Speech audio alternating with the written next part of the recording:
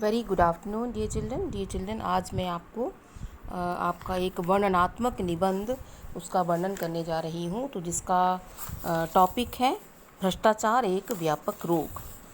तो जैसे आपको पता ही है कि आजकल हर क्षेत्र में भ्रष्टाचार फैला हुआ है। तो उसके क्या क्या कारण हो सकते हैं और उसके निवारण के क्या क्या उपाय हम कर सकते हैं, तो वो मैं आपको एक्सप्लेन करने जा रही हूँ। तो देखिए, सामान्य रूप में भ्रष्टाचार शब्द का अर्थ है मानव का अपने आचार व्यवहार से भ्रष्ट अर्थात पतित हो जाना। अपने आचार व्यवहार की पवित्रता और संतुलन के कारण ही मनुष्य को सामाजिक प्राणी होने का गौरव प्राप्त हो सका है। इसके अभाव में मात्र अपने लिए जीने वाले किसी जंगली पशु और मानव में कोई विशेष अंतर नहीं किया जा सकता। प्रवृत्तियों और इच्छाओं का दास बनकर मनुष्य पथ से भ्रष्ट हुआ करता है। अतः भ्रष्टाचार, आगे देखिए,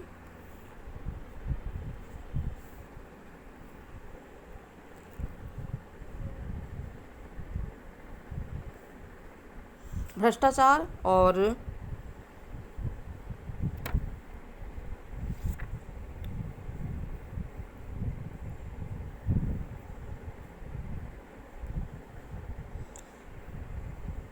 हाँ, तो थोड़ा सा ये उसमें वो आ रहा है, लेकिन मैं आपको पीडीएफ भेजूंगी, उसमें ये क्लियर हो जाएगा।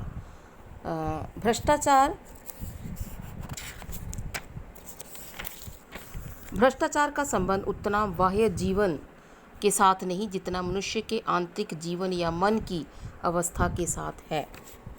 तो ये मैं आपको थोड़ा सा वो कर देती हूँ। मन भ्रष्ट तो तन स्वयं ही भ्रष्ट। यदि मनुष्य मन पर काबू रख कर अपने आप को क्षणिक स्वार्थों की पूर्ति से ऊपर उठा ले, जीव के स्वास्थ्य से अपनी रक्षा कर ले, तो वह देवता बन सकता है। इसके विपरीत वह शिक्षा, वेशभूषा और मायाचारों में संपन्न रहते हुए भी निरा पशु, बल्कि उससे भी हीन कहा जाएगा।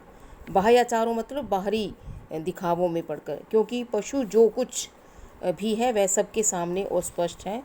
उसने मानव की तरह ना तो सभ्यता के लवादे ओढ़ रखे हैं और ना ही चेहरे ही लगा रखे हैं। अतः पशु से तो सावधान रहकर मनुष्य अपनी रक्षा कर सकता है, पर सभ्याचारों में लिपटे भ्रष्ट मानव से उनकी रक्षा कतई संभव नहीं हो सकती।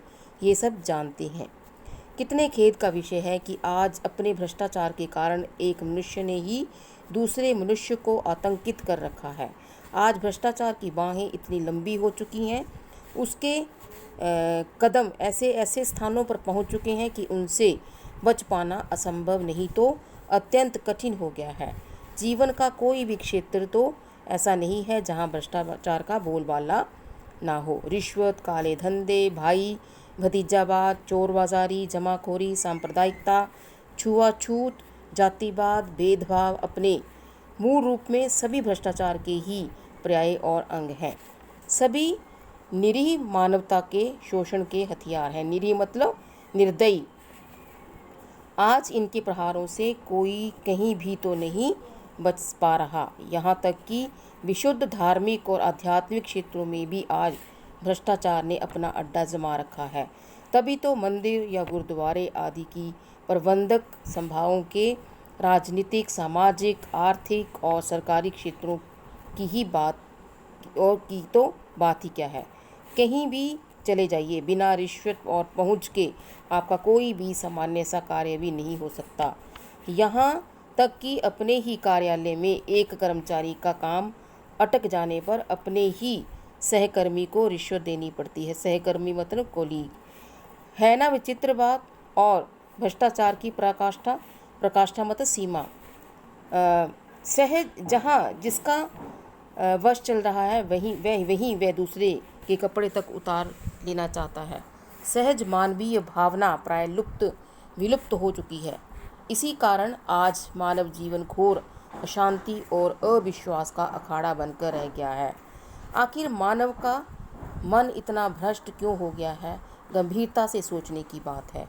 सहज मनोवैज्ञानिक दृष्टि से कहा जा सकता है कि मानव मन की इच्छाओं का विस्तार, सुविधा भोगी और सुविधा जीवी प्रवृत्तियों ही इसका मूल कारण है। मतलब कंफर्ट जो है हमारे वैज्ञानिक और भौतिक स्तर पर कहा जा सकता है कि अधिकाधिक भौतिक प्रगतियों, नए नए अन्वेषण मतलब खोज और उन्हें पाने की इच्छाओं ने ही मानव की चेतना को अपने भीतर तक भ्रष्ट कर दिया है।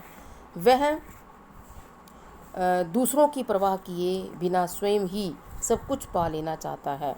उसकी इस प्रवृत्ति ने दूसरों की परवाह धर्म, साहित्य, कला, सभ्यता, संस्कृति की समस्त महान और उदात्त बनाने वाली प्रवृत्तियों को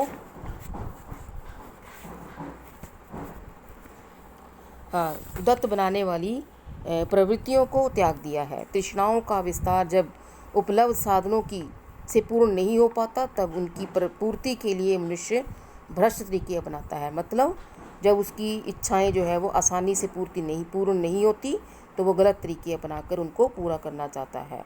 आज मनुष्य की व्यवस्थित सी अवस्था में सभी शायद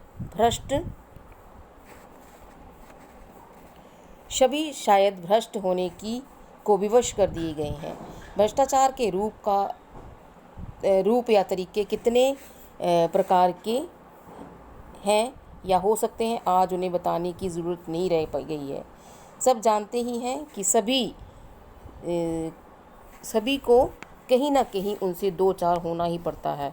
इस प्रकार कहा जा सकता है कि इच्छाओं का विस्तार, प्रवृत्तियों का दूषित होना और भौतिक सुख सुविधाओं को आसानी से बिना परिश्रम पा लेने की दौड़ ही भ्रष्टाचार का मूल कारण है। इन्होंने मानवता के अर्थ तथा मूल्यों तक को व्यर्थ बनाकर रख दिया है।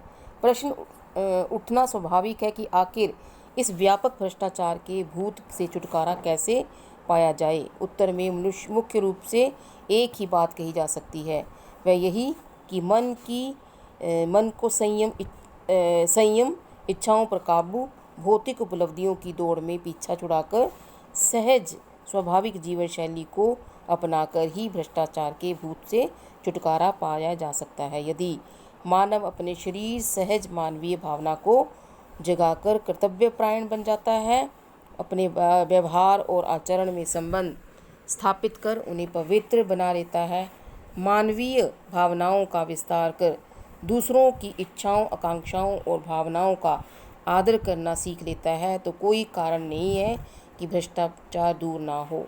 कानून बनाना, सख्ती करना या